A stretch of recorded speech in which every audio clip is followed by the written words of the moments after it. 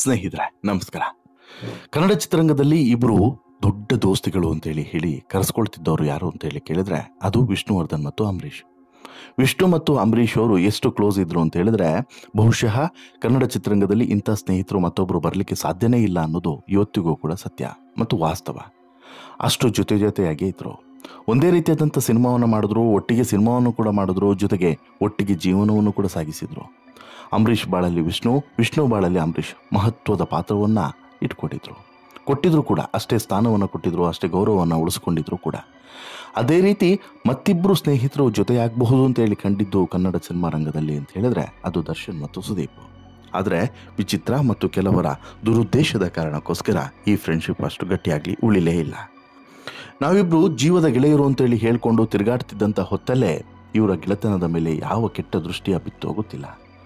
ಕೆಲವೇ ದಿನಗಳಲ್ಲಿ ದರ್ಶನ್ ಇದ್ದಕ್ಕಿದ್ದಂತೆ ರಾತ್ರಿ ಒಂದು ಮಾಡಿದ್ದಂಥ ಟ್ವೀಟು ಬೆಳಗ್ಗೆ ಆಗೋದ್ರೊಳಗೆ ಎಲ್ಲೆಲ್ಲೋ ಏನೇನೋ ಬೆಂಕಿಯನ್ನು ಹಚ್ಚಿಬಿಡ್ತು.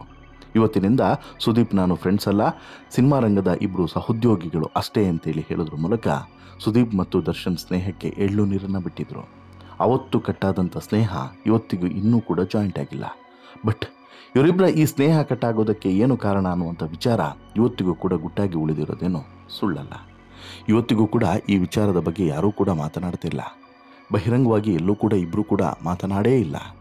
ಆದರೆ ಈಗ ಮೊಟ್ಟ ಮೊದಲ ಬಾರಿಗೆ ಸುದೀಪ್ ಈ ಬಗ್ಗೆ ರಿಯಾಕ್ಷನನ್ನು ಕೊಟ್ಟಿದ್ದಾರೆ.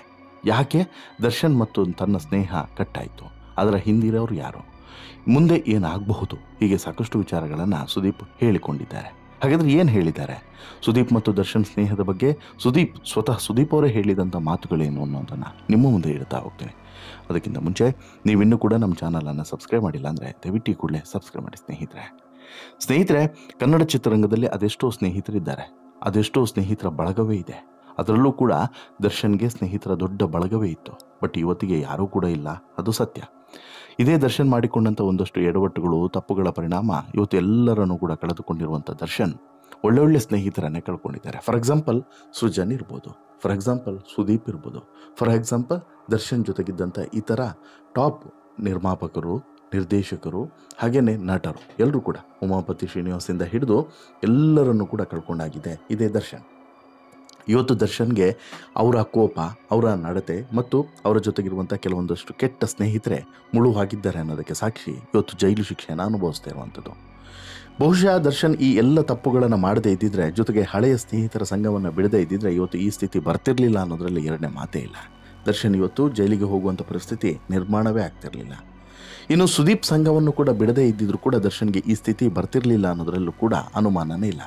ಕಾರಣ ಸುದೀಪ್ ಕೆಲವೊಂದು ವಿಚಾರಗಳಲ್ಲಿ ಗಟ್ಟಿತನವನ್ನು ಇಟ್ಕೊಂಡಿರುವಂಥ ನಟ, ಕೆಲವೊಂದು ವಿಚಾರಗಳನ್ನು ಗಟ್ಟಿಯಾಗಿ ಪ್ರತಿಪಾದಿಸುವಂಥ ನಟ, ಕೆಲವೊಂದು ವಿಚಾರಗಳಲ್ಲಿ ಕಾಂಪ್ರಮೈಸ್ ಮಾಡಿಕೊಳ್ಳೋದಕ್ಕೆ ರೆಡಿ ಇರದಂತಹ ನಟ. ಈ ದರ್ಶನ್ ಮತ್ತು ಸುದೀಪ್ ಇಬ್ಬರ ನಡುವಿನ ಸ್ನೇಹ ಕಟ್ಟಾಗಿದ್ದಿದೆಯಲ್ಲ, ಇದು ದೊಡ್ಡ ರೋಚಕ ಇತಿಹಾಸ ಇರುವಂತಹ ಒಂದು ಸ್ಟೋರಿ. ಬಹುತೇಕ ಜನರಿಗೆ ಇದರ ಬಗ್ಗೆ ಅರಿವು ಕೂಡ ಇಲ್ಲ, ಕೆಲವರಿಗೆ ಇಂಟ್ರೆಸ್ಟ್ ಕೂಡ ಇಲ್ಲ. ಇನ್ನು ಕೆಲವರಿಗೆ ಇಂಟ್ರೆಸ್ಟ್ ಇದೆ, ಬಟ್ ಏನು ಎಂತ ಅಂತ ಹೇಳ್ಬಿಟ್ಟು ಗೊತ್ತಿಲ್ಲ. ಅಂತೆ ಕಂತೆಗಳ ನಡುವೆ ಈ ಸ್ನೇಹ ಕಟ್ಟಾದದ್ರ ಬಗ್ಗೆ ಎಲ್ಲರೂ ಕೂಡ ಮಾತನಾಡ್ತಿದ್ದಾರೆ. ಬಟ್ ಇದೇ ಮೊಟ್ಟ ಮೊದಲ ಬಾರಿಗೆ ಕಿಚ್ಚ ಸುದೀಪ್ ಅವರೇ ಸ್ವತಃ ದರ್ಶನ್ ಜೊತೆಗಿನ ಸ್ನೇಹ ಕಟ್ಟಾಗೋದಕ್ಕೆ ಕಾರಣ ಏನು, ಏನಾಯಿತು, ಮುಂದೇನಾಗಬಹುದು ಎಲ್ಲವನ್ನು ಕೂಡ ಪಿನ್ ಟು ಪಿನ್ ಆಗಿ ಮಾಹಿತಿಯನ್ನು ಕೊಡ್ತಾ ಹೋಗಿದ್ದಾರೆ. ಹಾಗಾದರೆ ಸುದೀಪ್ ಆಡಿರುವಂಥ ಮಾತುಗಳೇನು ದರ್ಶನ್ ಮತ್ತು ಇವರ ಸ್ನೇಹದ ಬಗ್ಗೆ ನೋಡ್ತಾ ಹೋಗೋಣ ಬನ್ನಿ. ದಾಸ ದರ್ಶನ್, ಕಿಚ್ಚ ಸುದೀಪ್ ಗೆಳೆತನಕ್ಕೆ ಸಾಟಿನೇ ಇರಲಿಲ್ಲ. ಈ ಇಬ್ಬರು ಗೆಳೆಯರನ್ನು ನೋಡಿ ಅದೆಷ್ಟೋ ಜನ ಹೊಟ್ಟೆ ಕಿಚ್ಚನ್ನು ಪಟ್ಟಿದ್ರು, ಕುಚುಕು ಗೆಳೆಯರು ಅಂತಲೂ ಕೂಡ ಕರೆಯುತ್ತಾ ಇದ್ರು.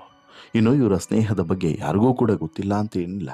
ಯಾವುದೇ ಕಾರ್ಯಕ್ರಮ ಇರಲಿ, ಕ್ರಿಕೆಟ್ ಇರಲಿ ಅಥವಾ ಎಲ್ಲೇ ವೇದಿಕೆ ಹಂಚಿಕೊಳ್ಳಲಿ, ಇಬ್ಬರು ಕೂಡ ಜೊತೆಗೇ ಇರ್ತಿದ್ರು. ಯಾವುದೇ ಖಾಸಗಿ ಕಾರ್ಯಕ್ರಮದಲ್ಲೂ ಕೂಡ ದರ್ಶನ್ ಮತ್ತು ಸುದೀಪ್ ಜೊತೆಗೇ ಇರ್ತಾಯಿದ್ರು. ಒಂದು ರೀತಿಯಲ್ಲಿ ವಿಷ್ಣುವರ್ಧನ್ ಅಂಬರೀಷ್ ಇದ್ದ ರೀತಿಯಲ್ಲೇ.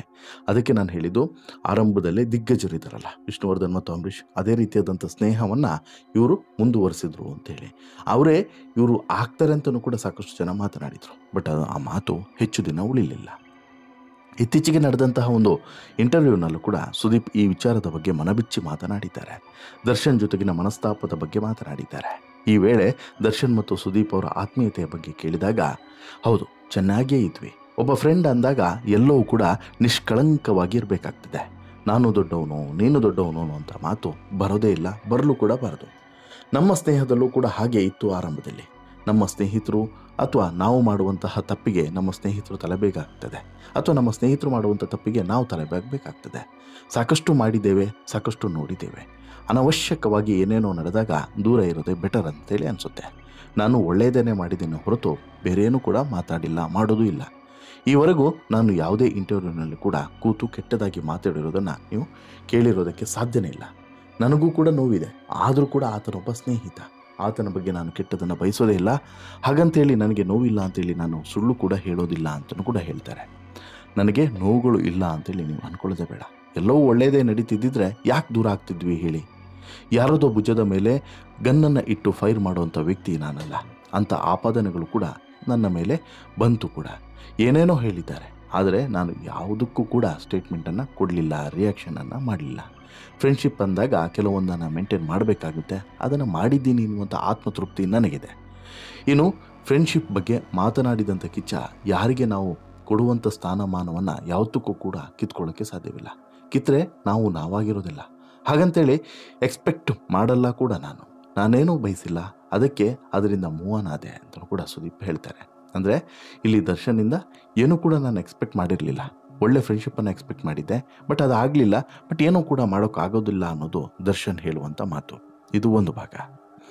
ಇನ್ನು ಈ ವೇಳೆ ದರ್ಶನ್ ಕೇಸ್ ಬಗ್ಗೆ ಕೂಡ ಸುದೀಪ್ ಮನಬಿಚ್ಚಿ ಮಾತನಾಡಿದ್ದಾರೆ. ಇನ್ನು ದರ್ಶನ್ ಕೇಸ್ ಬಗ್ಗೆನೂ ಕೂಡ ಸುದೀಪ್ ಮನಬಿಚ್ಚಿ ಇದೇ ಇಂಟರ್ವ್ಯೂನಲ್ಲಿ ಮಾತನಾಡಿದ್ದಾರೆ. ಬಹುಶಃ ಸುದೀಪ್ ಹೀಗೆ ಹೇಳ್ತಾರೆ ಅಂತ ಹೇಳ್ಬಿಟ್ಟು ಯಾರು ಕೂಡ ಅನ್ಕೊಂಡಿರಲಿಕ್ಕಿಲ್ಲ. ಆ ರೀತಿಯಾದಂಥ ಒಂದು ಮಾತನ್ನೇ ಸುದೀಪ್ ಹೇಳಿದ್ದಾರೆ. ಇನ್ಫ್ಯಾಕ್ಟು ಇದು ಸುದೀಪ್ ವ್ಯಕ್ತಿತ್ವವನ್ನು ಕೂಡ ತೋರಿಸುತ್ತೆ, ಅಂದರೆ ಒಳ್ಳೆ ವ್ಯಕ್ತಿತ್ವವನ್ನು ಕೂಡ ತೋರಿಸುತ್ತೆ. ಏನು ಹೇಳಿದ್ದಾರೆ ಸುದೀಪು ಈ ಮಾತನ್ನು ಹೇಳುವಾಗ ಒಂದಷ್ಟು ಭಾವುಕರು ಕೂಡ ಆಗ್ತಾರೆ ಮತ್ತು ನೋವನ್ನು ಕೂಡ ವ್ಯಕ್ತಪಡಿಸ್ತಾರೆ. ಯಾಕಂದರೆ ದರ್ಶನ್ ಈ ಮಟ್ಟಿಗೆ ಇಳಿತಾರೆ ಅಂತ ಹೇಳ್ಬಿಟ್ಟು ಬಹುಶಃ ನಾನು ಅಂದ್ಕೊಂಡೇ ಇರಲಿಲ್ಲ. ಸುಳ್ಳು ಸುದ್ದಿ ಇರಬಹುದು ಅಂತೇನು ಕೂಡ ಅಂದ್ಕೊಂಡಿದ್ದೆ. ಇನ್ನೊಂದು ಕಡೆ ಹಲವು ಅನುಮಾನಗಳು ಕೂಡ ಬಂತು. ಯಾಕಂದರೆ ಅಷ್ಟು ದೊಡ್ಡ ವ್ಯಕ್ತಿಯನ್ನು ಪೊಲೀಸರು ಅಷ್ಟು ಸುಲಭಕ್ಕೆ ಕರ್ಕೊಂಡು ಹೋಗ್ತಾರಾ? ಸಾಧ್ಯವೇ ಇಲ್ಲ. ಕೆಲವು ದಿನಗಳ ಹಿಂದೆ ಮೋಡ ಕವಿದಂಥ ವಾತಾವರಣ ಇತ್ತು, ಬಹುಶಃ ಅದಕ್ಕೆ ಇರ್ಬೋದು. ಇನ್ನು ಇದು ಏನು ಎಂತ ನನಗೂ ಕೂಡ ಅರ್ಥನೇ ಆಗ್ತಿರ್ಲಿಲ್ಲ. ಇನ್ನೂ ಕೂಡ ಸ್ವಲ್ಪ ಸಂದಿಗ್ಧತೆ ಇದೆ, ಕ್ಲಿಷ್ಟವಾಗಿಯೇ ಇದೆ. ಇದು ಏನು ಸತ್ಯ ಏನು ಸುಳ್ಳು ಅನ್ನೋಂಥ ಗೊಂದಲದಲ್ಲಿ ಸದ್ಯಕ್ಕೆ ನಾನು ಇವತ್ತಿಗೂ ಕೂಡ ಇದ್ದೇನೆ. ಇನ್ನೂ ಕೂಡ ಮೋಡ ಕವಿದ ವಾತಾವರಣ ಕಂಟಿನ್ಯೂ ಆಗಿದೆ, ಹಾಗೇ ಇದೆ ಅನ್ನುವಂಥ ಮಾತನ್ನು ಹೇಳ್ತಾರೆ. ಇನ್ನು ಯಾರಿಗೋ ಏನೋ ತೊಂದರೆ ಆಗ್ತಾ ಇದೆ ಅಂತ ಹೇಳಿದ್ರೆ ಖುಷಿ ಪಡುವಂಥ ವ್ಯಕ್ತಿ ನಾನು ಅಲ್ಲವೇ ಅಲ್ಲ. ಎಲ್ಲೋ ಫೀಲ್ ಅಂತಾಗಿ ಹಾಗೇ ಆಗುತ್ತೆ. ಕೆಲವರು ಮಾತನಾಡಿದರೂ ಪರವಾಗಿಲ್ಲ, ಖುಷಿಯಾಗಿದ್ದರೆ ಸಾಕು, ಏನಕ್ಕೆ ಬೇಕಿತ್ತು ಅಂತಾಗುತ್ತೆ. ಇವೆಲ್ಲವೂ ಕೂಡ ಅವರ ಬಗ್ಗೆ ಗೌರವ ನಾವು ದೂರವಾಗಿ ಇದ್ದರೂ ಕೂಡ ಇದೆ, ಯಾವತ್ತಿಗೂ ಕೂಡ ಇರುತ್ತೆ. ಆ ಗೌರವ ಕಡಿಮೆ ಆಗೋದಿಲ್ಲ. ಯಾರೂ ಕೂಡ ಗೌರವವನ್ನು ಕಡಿಮೆ ಮಾಡೋದಕ್ಕೆ ಸಾಧ್ಯವೂ ಕೂಡ ಇಲ್ಲ.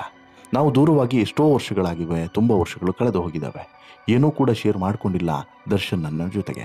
ಹೀಗಾಗಿ ಈ ಬಗ್ಗೆ ನನಗೇನು ಕೂಡ ಗೊತ್ತಿಲ್ಲ ಅಂತಲೂ ಕೂಡ ಸುದೀಪ್ ಹೇಳ್ತಾರೆ. ಬಟ್ ಒಂದಂತೂ ಸತ್ಯ, ಸುದೀಪ್ ಅವರ ಪ್ರತಿ ಮಾತಿನಲ್ಲೂ ಕೂಡ ದರ್ಶನ್ ಬಗ್ಗೆ ಒಂದು ಕನಿಕರ ಇದೆ. ದರ್ಶನ್ ಸ್ನೇಹದ ಬಗ್ಗೆ ನೆನಪುಗಳಿದ್ದಾವೆ. ದರ್ಶನ್ ಒಳ್ಳೆ ವ್ಯಕ್ತಿ ಎನ್ನುವಂತಹ ಭಾವನೆ ಇದೆ. ದರ್ಶನ್ ಸ್ನೇಹಕ್ಕೆ ಅರ್ಹ ಅನ್ನೋಂತಹ ಮಾತುಗಳಿದ್ದಾವೆ. ಬಟ್ ದರ್ಶನ್ ಮತ್ತು ಸುದೀಪ್ ದೂರ ಆಗೋದಕ್ಕೆ ದರ್ಶನ್ ಜೊತೆಗಿದ್ದಂಥ ಸ್ನೇಹಿತರು ಕಾರಣ, ಸುದೀಪ್ ಜೊತೆಗಿರುವಂಥ ಸ್ನೇಹಿತರು ಕೂಡ ಕಾರಣ ಅನ್ನೋದರಲ್ಲಿ ಡೌಟೇ ಇಲ್ಲ. ಯಾಕಂತ ಹೇಳಿದ್ರೆ ಇವರಿಬ್ಬರು ಜೊತೆಗಿದ್ರೆ ಇವರು ಇನ್ನುಳಿದವರ ಬೇಳೆ ಬೇಯಿಸ್ಕೊಳ್ಳೋಕ್ಕೆ ಸಾಧ್ಯವಿಲ್ಲ. ಹೀಗಾಗಿ ಇಂತಹ ಷಡ್ಯಂತ್ರವನ್ನು ಕೂಡ ಮಾಡಿದ್ರು ಅನ್ನೋದರಲ್ಲಿ ಡೌಟ್ ಇಲ್ಲ. ಆದರೆ ಬುದ್ಧಿಗೇಡಿ ದರ್ಶನ್ ಬುದ್ಧಿಯನ್ನು ತನ್ನ ಕಂಟ್ರೋಲ್ನಲ್ಲಿ ಇಟ್ಟುಕೊಳ್ಳದೆ ಒಂದೇ ಒಂದು ಕ್ಷಣಕ್ಕೆ ಯಾವುದೋ ಎಣ್ಣೆ ನಶೆಯಲ್ಲೋ ಅಥವಾ ಕೋಪದ ಪಿತ್ತದಲ್ಲೋ ಆ ರೀತಿಯಾದಂಥ ಒಂದು ಸ್ಟೇಟ್ಮೆಂಟನ್ನು ಕೊಟ್ಟಿದ್ದು ಬಹುಶಃ ಎಂಥವ್ರಿಗಾದರೂ ಕೂಡ ನೋವು ಆಗಲೇಬೇಕು. ಮಾಡಿದಂತಹ ಸ್ನೇಹ ಅಥವಾ ಸಹಾಯ ಎಲ್ಲವನ್ನು ಕೂಡ ಮರೆತು ಆ ರೀತಿ ಯಾರೂ ಕೂಡ ಮಾತನಾಡಬಾರ್ದು. ನಾಳೆ ನಾವಾದರೂ ಕೂಡ ಹಾಗೆ ಅಲ್ವಾ? ನಮಗೆ ಸಹಾಯ ಮಾಡಿದಂಥ ವ್ಯಕ್ತಿಯನ್ನು ಅಥವಾ ನಮ್ಮ ಜೊತೆಗೆ ತುಂಬ ಆತ್ಮೀಯರಾಗಿದ್ದಂತಹ ವ್ಯಕ್ತಿಯನ್ನು ಅಥವಾ ಆ ವ್ಯಕ್ತಿಯ ಬಗ್ಗೆ ಮಾತನಾಡೋದಕ್ಕಿಂತ ಮುಂಚೆ ಒಂದು ಸಲ ನಾವು ಯೋಚನೆ ಮಾಡಲೇಬೇಕು. ಯೋಚನೆ ಮಾಡಿ ಮಾತನಾಡಬೇಕು.